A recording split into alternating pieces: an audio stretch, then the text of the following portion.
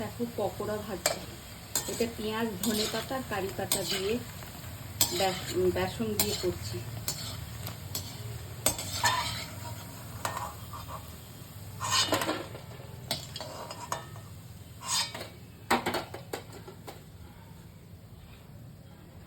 দেখো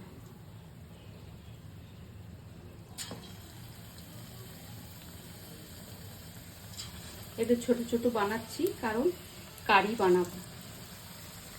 কারিতে একটু ছোট ছোট হলে খেতে স্বাদ লাগবে।